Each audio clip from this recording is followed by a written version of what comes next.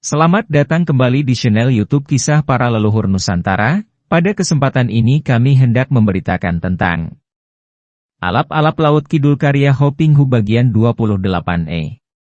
Suami istri itu termenung.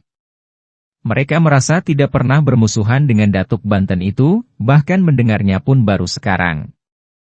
Akhirnya Sutejo memandang istrinya yang tampak bersedih. Retno Susilo merasa kecewa sekali. Ternyata ditemukannya pedang Nagawilis tetap tidak dapat membuka rahasia tentang di mana putranya. Diajeng, agaknya kita harus pergi ke Banten mencari Kiai Sidi Kawasa, kata Sutejo. Istrinya mengangguk. Benar, Kakang Mas. Agaknya hanya dialah yang mengetahui di mana adanya Bagus sekarang. Kita akan membantu pasukan Mataram menyerang Kompeni Belanda ke Jayakarta. Setelah itu baru kita akan mencari orang itu di Banten. Jatmika merasa iba kepada pendekar sakti yang namanya amat terkenal itu. Paman dan Bibi, saya berjanji akan membantu Andika berdua. Kalau bertemu dengan Sidi Kawasa, tentu saya akan memaksa dia mengaku di mana adanya adik Bagus Sajiwo. Aku juga akan membantu Andika. Akan kupaksa kakek dari Banten itu menunjukkan di mana kini Bagus Sajiwo berada, kata pula Sulastri penuh semangat. Terima kasih. Kalian baik sekali dan kami sungguh beruntung dapat bertemu dengan kalian sehingga kini bernyala kembali api pengharapan di hati kami, kata Sutejo. Tiba-tiba Sulastri melepaskan tali sarung pedang yang diikat di punggungnya dan menyerahkan pedang Nagawilis dengan sarungnya kepada Retno Susilo. Ini pedangmu, Bibi Retno Susilo. Engkau pemilik pedang ini yang berhak memilikinya, maka ku kembalikan kepadamu. Retno Susilo terkejut. Tak disangkanya gadis berkepala baja seperti yang dikatakan suaminya itu dapat begitu lembut hati, rela mengalah dan menyerahkan pedang pusaka yang amat langka itu. Tidak Sulastri. Terima kasih banyak. Pedang itu telah dicuri orang dan mendiang gurumu yang merampas kembali dan menemukan pedang itu. Engkau memilikinya dengan sah. Aku rela pedang Nagawilis ini menjadi milikmu. Keteranganmu tentang Kiai Sidi Kawasa itu sudah cukup berharga. Keselamatan anak tunggalku itu jauh lebih berharga dan penting bagiku daripada pedang ini. Nah, mulai detik ini aku menyatakan bahwa pedang Nagawilis adalah milik sah dari Sulastri. Terima kasih, Bibi Retno Susilo. Sekarang kalian ceritakan, apa yang terjadi di sini dan bagaimana kalian tadi mengejar-ngejar orang-orang yang kalian katakan sebagai antek-antek Kompeni Belanda itu, kata Sutejo. Jatmika dan Sulastri lalu menceritakan pengalaman mereka ketika mereka melihat orang-orang Kompeni membakar gudang ransum di Tegal. Betapa mereka melihat Ki Harya Bakawulung yang agaknya menjadi dalang pembakaran gudang ransum itu. Juga mereka menceritakan betapa mereka berdua bentrok dengan Nyi Maya Dewi yang menjadi sekutu Ki Harya Bakawulung membantu Kompeni Belanda dan mereka berhasil membunuh raksasa Belanda, jagoan Kompeni. Dari Tegal kami pergi ke Cirebon dan di sini kami juga melihat ada pembakaran terhadap 2 buah gudang ransum pasukan Mataram. Kami bertemu pula dengan Ki Harya Bakawulung dan kami yakin bahwa dia memang seorang di antara para pimpinan mata-mata Belanda. Kami melawan Ki Harya Bakawulung dan dikeroyok. Untung muncul Mas Aji yang menolong kami dan Ki Harya Bakawulung melarikan diri, dikejar Mas Aji, kata Sulastri. Mas Aji? Siapa dia? Tanya Sutejo. Namanya Lindu Aji. Dia masih terhitung kakak seperguruan kami berdua, kata Sulastri dan Jatmika merasa betapa dalam suara Sulastri terkandung kebanggaan. Lalu bagaimana? Ceritamu menarik sekali, kata Retno Susilo. Mas Aji mengejar Ki Harya Bakawulung dan kami berdua dia minta untuk membantu usaha pemadaman kebakaran 2 buah gudang ransum itu. Akan tetapi terlambat. 2 buah gudang itu telah menjadi lautan api. Kami lalu menghajar gerombolan yang menjadi antek Belanda. Yang melarikan diri kami kejar dan 5 orang tadi adalah sebagian dari mereka. Demikianlah apa yang kami alami, Paman dan Bibi. Sutejo menghela napas panjang. Sayang sekali bahwa bangsa kita banyak yang terpikat oleh kekayaan bangsa Belanda sehingga suka menjadi pengkhianat bangsa, mudah diadu domba oleh Belanda. Kalau begini keadaannya, maka akan sukarlah mengusir Kompeni Belanda dari tanah air. Bagaimanapun juga, masih ada para pendekar yang setia kepada Mataram dan suka membela bangsa dan negara dengan taruhan nyawa, Paman, kata Jatmika. Sutejo mengangguk-angguk. Benar, mungkin di antara mereka itu adalah orang-orang seperti kita ini. Akan tetapi betapa banyaknya orang-orang pandai yang sakti, seperti para datuk itu, yang sudi menjadi antek Belanda pula. Sungguh sayang. Sutejo menghela napas, lalu melanjutkan. Kami mendengar bahwa bala tentara Mataram sudah mulai bergerak. Karena itu, sebaiknya kita berpencar, membantu Mataram membersihkan jalan dari para antek Belanda dan kelak kita bertemu di Batavia. Baik, Paman, kata Jatmika. Dengan berpencar kita dapat lebih mudah mencari datuk jahat Kiai Sidi Kawasa itu, Bibi. Kata pula Sulastri kepada Retno Susilo. Gadis ini mulai merasa suka dan kagum kepada Retno Susilo yang rela menyerahkan pedang naga wilis kepadanya. Engkau benar, Sulastri. Kita membantu Mataram sambil mencari orang-orang yang kita butuhkan. Kami mencari Kiai Sidi Kawasa dan kalian juga mencari orang yang telah menewaskan gurumu. Dua pasang pendekar itu lalu berpisah mengambil jalan masing-masing walaupun keduanya mempunyai tujuan yang sama, yaitu ke Batavia, benteng Kompeni Belanda. Lindu Aji mempergunakan Aji Bayu Sakti. Tubuhnya ringan sekali dan larinya secepat angin. Bagaikan seekor alap-alap, burung Raja Wali, melayang saja tubuhnya meluncur dengan cepatnya ketika dia melakukan pengejaran terhadap bayangan Ki Haria Bakawulung. Kakek ini merasa jerih melihat Aji, maka dengan mempergunakan bahan peledak dia melarikan diri ke arah barat sambil mengerahkan semua tenaga untuk berlari secepatnya. Akan tetapi sekali ini Lindu Aji tidak mau melepaskannya. Kakek itu terlalu jahat dan terlalu berbahaya. Sepak terjangnya amat merugikan Mataram dan kalau dibiarkan lolos, tentu akan menjadi penghalang besar bagi Mataram yang hendak menyerang Kompeni Belanda di Batavia. Akan tetapi, Ki Haria Bakawulung kini telah tua renta. Usianya sudah hampir 70 tahun dan cara hidupnya membuat dia tidak dapat menjaga kesehatannya. Dia suka pertapora, makan minum sampai mabok, dan bersenang-senang. Karena itu, kesehatannya mundur dan setelah berlari cepat selama beberapa jam, dia sudah terengah-engah dan keringatnya membasahi seluruh tubuhnya.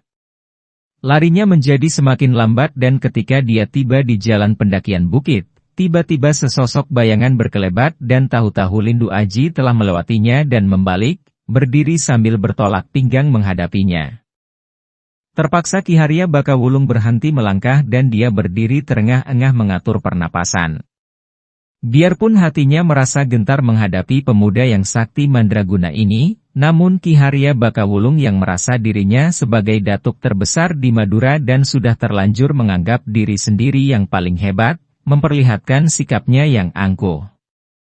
Dengan tangan kanan bertolak pinggang yang menyembunyikan tanda kekalahan pernapasan yang memburu, kakek itu menudingkan telunjuknya kepada Lindu Aji. Suaranya terdengar parau ketika dia berkata dengan penuh wibawa. Heh, Lindu Aji. Engkau ini bocah cilik, anak kecil, mau apa menghadang perjalanan seorang kakek seperti aku? Aji tersenyum walau matanya mencorong karena marah mengingat akan semua perbuatan kakek yang kini berdiri di depannya itu. Ki Haria Bakawulung, Andika masih berpura-pura tanya lagi mengapa aku menghadangmu? Lindu Aji, engkau ini seorang bocah yang kadukwani kurang dugo, terlalu berani kurang perhitungan. Engkau ini seperti seorang cucu berhadapan dengan eyangnya. Mengapa bersikap begini kurang ajar? Begitukah tata susila yang kamu pelajari? Ki Haria Bakawulung, memang aku masih muda dan Andika sudah tua sekali seperti seorang cucu dengan akeknya. Akan tetapi Andika ini tidak menabung amal kebajikan untuk bekal di akhirat nanti melainkan menumpuk dosa yang menyeretmu ke neraka jahanam. Andika seorang Madura dan kini Madura sudah menjadi keluarga Mataram sehingga Andika menjadi kaula Mataram pula.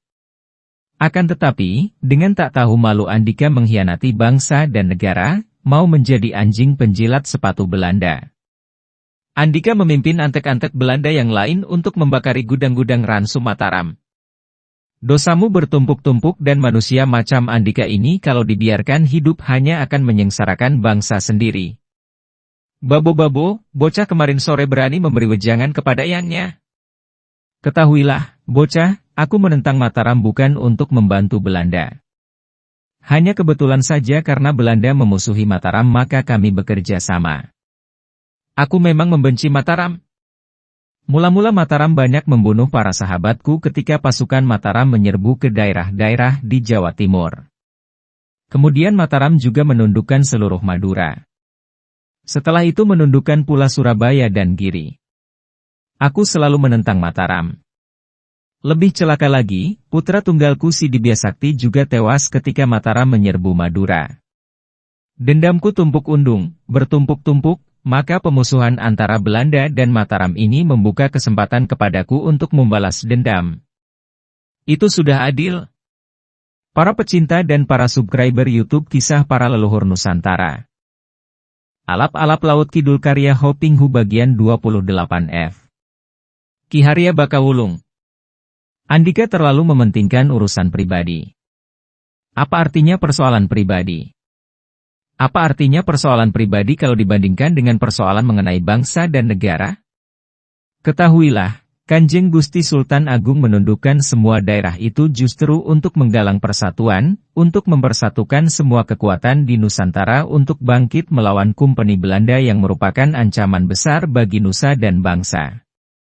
Dalam keadaan tanah air terancam, sepatutnya Andika mengesampingkan dulu semua dendam pribadi, lalu bersatu untuk melawan Belanda. Sebaliknya, Andika malah membantu Belanda hendak menyengsarakan rakyat. Keparat jahanam! Mampuslah kau! Bentak Ki Haria Bakawulung yang sudah marah sekali dan sejak tadi diam-diam telah menghimpun tenaga saktinya, siap untuk menyerang sambil melepaskan lelah. Tiba-tiba dia sudah mengeluarkan satu pukulan jarak jauh Cantuka Sakti. Kedua kakinya ditekuk hampir berjongkok dan kedua tangannya mendorong ke depan, mulutnya mengeluarkan bunyi yang keluar dari perutnya, seperti seekor katak raksasa. Kok.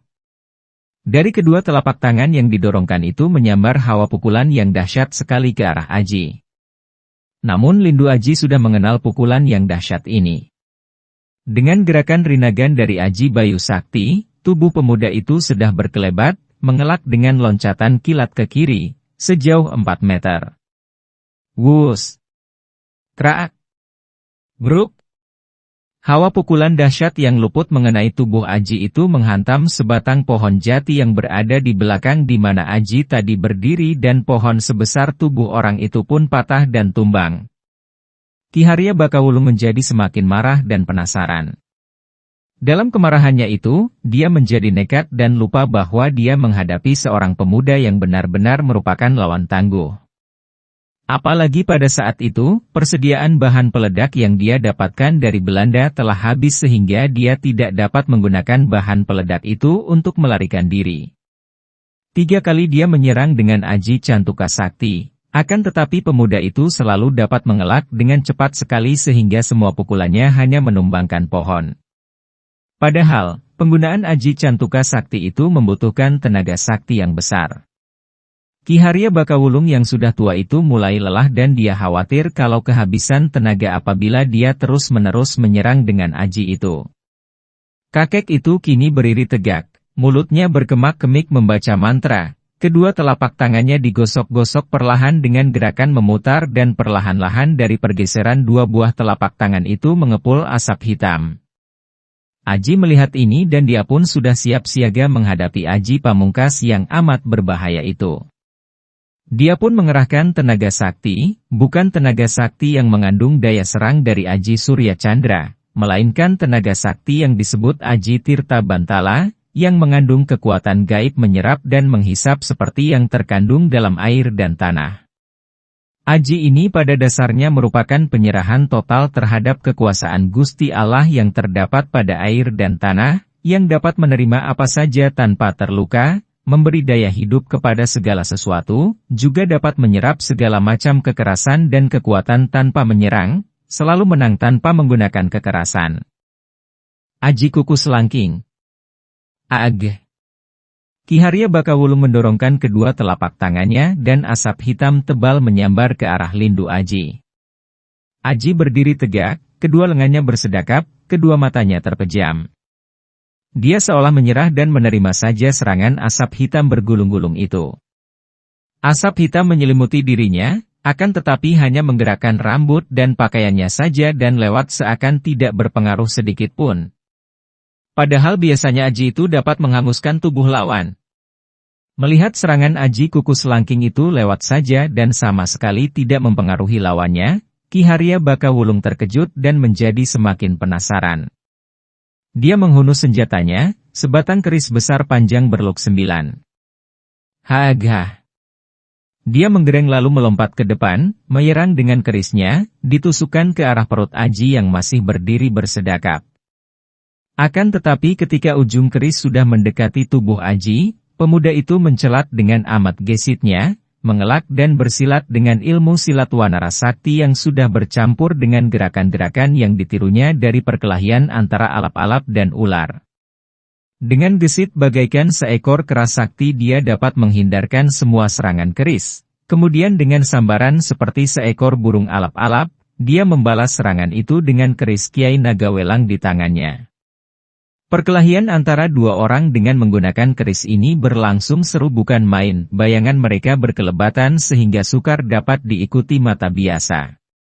Keduanya sama-sama ahli bermain senjata itu, sama-sama tangkas, sama-sama kebal sehingga kulit tubuh mereka berani menerima ujung keris lawan kalau serangan itu tidak terlalu berbahaya dan tidak sempat dielakkan atau ditangkis lagi.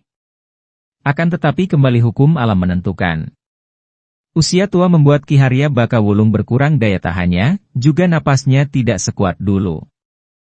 Tenaganya melemah, napasnya memburu dan tubuhnya sudah basah oleh keringatnya sendiri. Terang gecering. Terang. Berkali-kali kedua batang keris itu bertemu di udara dan satu benturan yang amat kuat terjadi. Bunga api berpijar menyilaukan mata dan keris luk 9 di tangan Datuk Madura itu terpental jauh. Ki Haria Bakawulung melompat ke belakang dan terhuyung. Dia lalu mengerahkan seluruh sisa tenaganya, menyerang dengan Aji Cantuka Sakti, mendorongkan kedua telapak tangannya ke depan. Aji sudah menyarungkan kerisnya dan tadinya dia mengira bahwa kakek itu akan mengaku kalah dan menyerah untuk dia tangkap dan bawa sebagai tawanan ke Kadipaten Cirebon. Akan tetapi tak disangkanya kakek itu menyerangnya lagi dengan aji pukulan yang ganas dan dahsyat itu. Dia tidak lagi menghindar, melainkan mengerahkan tenaga surya candra lalu menyambut dengan dorongan kedua kakinya ke atas tanah. Itulah aji guh bumi dan seketika tanah rasanya tergetar dan ada kekuatan amat dahsyat keluar dari kedua telapak tangannya menyambut pukulan jarak jauh yang dilontarkan Ki Haria Bakawulung. Cut! Blar! Tubuh Lindu Aji terdorong mundur sampai 5 langkah dan agak terhuyung. Akan tetapi tubuh Ki Haria Bakawulung terlempar ke belakang seperti daun kering tertup angin dan dia terbanting jatuh ke atas tanah. Akan tetapi dengan cepat dia dapat bangkit duduk bersila, mukanya pucat seperti kapur dan kedua lengannya bersedakap, kedua matanya terpejam. Lindu Aji juga duduk bersila, mengatur pernapasannya dan memulihkan keadaan dirinya yang terguncang hebat. Setelah tubuhnya segar kembali, Aji membuka mata dan melihat Ki Haria Bakawulung masih duduk bersila dalam jarak kurang lebih 10 meter darinya, dia lalu bangkit berdiri dan menghadapi serangan tiba-tiba dari kakek yang dikdaya dan licik itu. Setelah berdiri dalam jarak 3 meter, dia melihat kakek itu tetap tak bergerak. Mukanya pucat seperti kapur dan matanya terpejam. Sedetik pun tidak tampak gerakan, bahkan Aji melihat tidak adanya gerakan dada dan perut yang sedang bernapas. Aji lalu menghampirinya dan dengan hati-hati dan perlahan dia menyentuh dan mendorong pundak kakek itu. Tubuh kakek itu roboh terjengkang dalam keadaan kaki masih bersila dan tangan masih bersedakap. Aji cepat berjongkok dan menempelkan tangannya pada leher dan dada kakek itu. Tidak ada lagi denyut jantung. Kakek Ki Haria Bakawulung telah tewas. Innalillahi wa inna ilaihi raji'un. Semoga Gusti Allah mengampuni dosa-dosamu, Ki Haria Bakawulung. Aji berbisik dan dia lalu meluruskan kaki tangan yang masih bersila dan bersedekap itu. Dia bersila dekat jenazah itu dan melamun. Alangkah bodohnya manusia, pikirnya dalam lamunan. Gusti Allah telah menciptakan manusia hidup di dunia ini dengan segala berkah yang berlimpahan. Isi dunia ini seolah diciptakan Gusti Allah untuk membahagiakan manusia hidup di dunia, agar manusia dapat selalu ingat akan berjah dan kehadirannya, hidup penuh damai sejahtera dan berbahagia bersama-sama, saling mengasihi, saling bantu, saling melindungi agar bersama-sama dapat selalu memuji dan memuja asma Allah yang Maha Kasih. Manusia diberi kehidupan, diberi jasmani agar dapat mengatur dan membangun dunia demi kesejahteraan hidup. Akan tetapi apa yang terjadi? Manusia malah melupakan Gusti Allah, mendewa-dewakan iblis berupa nafsu demi menyenangkan dan mendatangkan nikmat kepada jasmaninya. Lupa bahwa sewaktu-waktu, jasmani ini akan mati dan tidak ada gunanya lagi seperti Ki Haria Bakawulung yang menggeletak tanpa nyawa di depannya. Setelah duduk tepekur beberapa lamanya, Lindu Aji lalu bekerja menggali lubang dan dia mengubur jenazah Ki Haria Bakawulung sebagaimana mestinya. Baginya, Ki Haria Bakawulung dengan segala perbuatannya yang menyengsarakan orang lain itu telah tiada. Yang diurusnya, dikubur sebagaimana mestinya adalah jasad mati seorang manusia, sesama hidupnya di dunia ini.